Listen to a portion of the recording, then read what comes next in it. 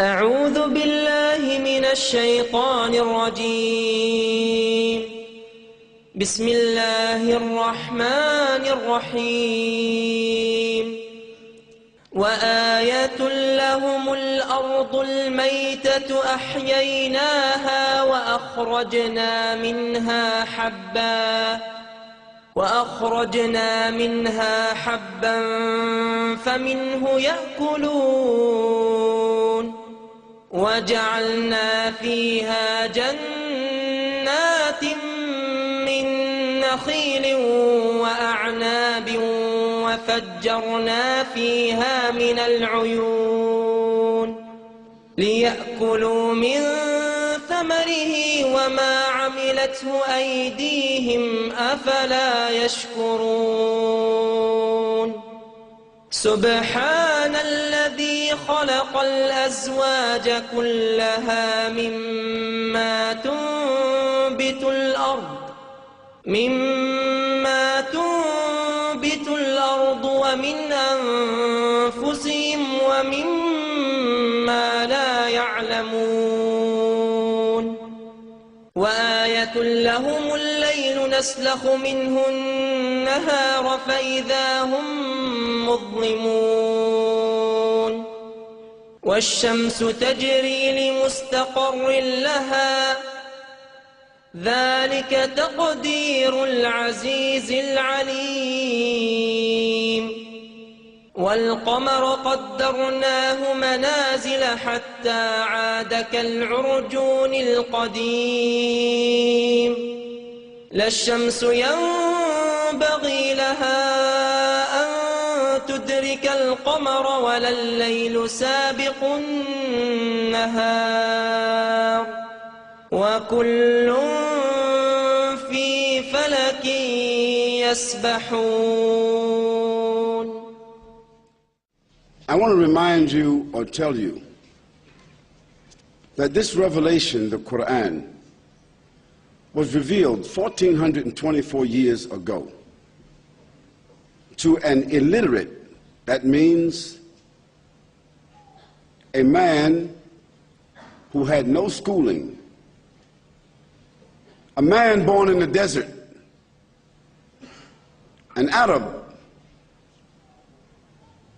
chosen by Almighty God to receive a revelation, a man like Jesus, a man like John the Baptist, a man like Zechariah, a man like Isaac, a man like Ismail, a man like Moses, a man like Abraham, a man like Noah, a man like Adam, alayhi salam, peace and blessing be upon him, a man, a messenger, and a prophet. Now this Quran that he recited is recited by 1.4 billion people in the world and memorized from cover to cover, 6,626 verses by literally millions of Muslims. Not a few, but millions. And it is the ambition of every Muslim to have a son or a daughter in their life that memorizes this entire book. So it's not a phenomenon, except that this book was memorized and preserved in the life of the one that received it from God. And in his lifetime, it was memorized and it was retained and never changed and intact until now. Look what it says. I gave you some statistics, and the basis of it was from the Quran. The Quran says, and a sign for them is the dead earth. It is brought back to life, and then from it springs fruits and grains of all kinds which they eat. And we place therein gardens and palm trees and grapevines, and cause them to burst forth therein some springs that come from the ground that man doesn't control himself. And there he creates his industry. that they may eat of the fruit created by God, and their hands have not produced it at all. So will they be grateful? Exalted is he who created all life in pairs. So the Quran establishes that everything in life has been created in pairs, whether plants, whether animals, whether insects, whether fish or bacteria. Has science ratified that everything in life has been created in pairs? Yes. The Quran said that 1,424 years ago. And of course, the Prophet Muhammad, peace and blessing be upon him, he wasn't a botanist. He wasn't a geologist.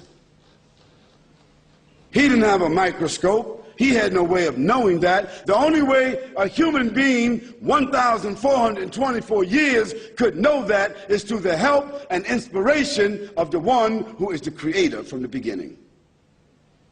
Because that fact that everything has been created in pairs was only discovered 78 years ago, scientifically.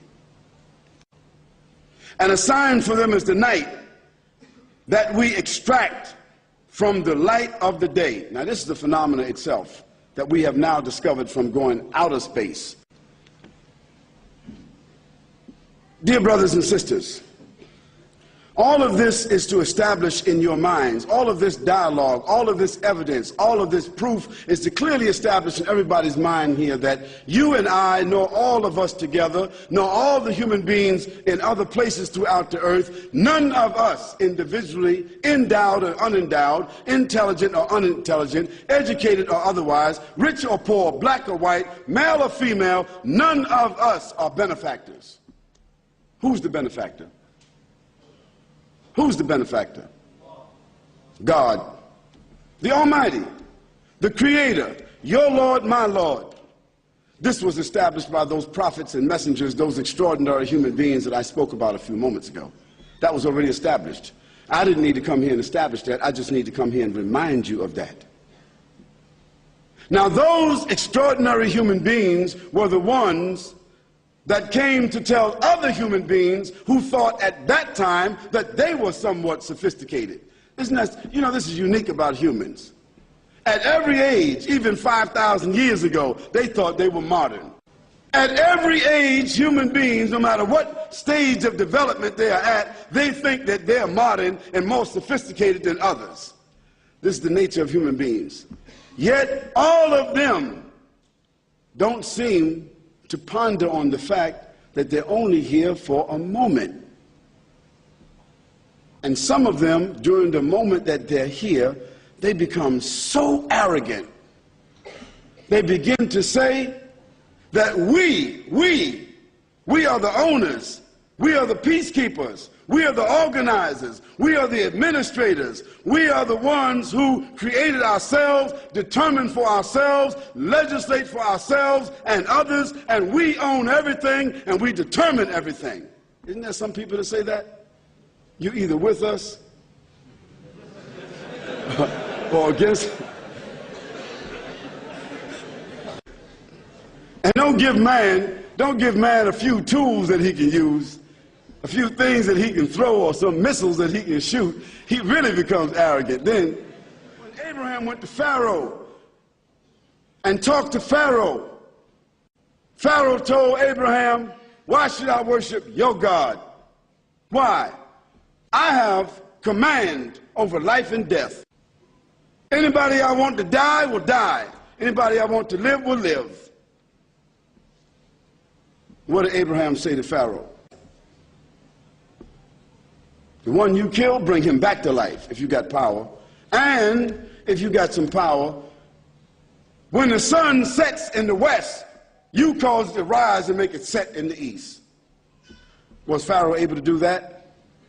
He wasn't able to do that then, and the pharaohs today can't do it today.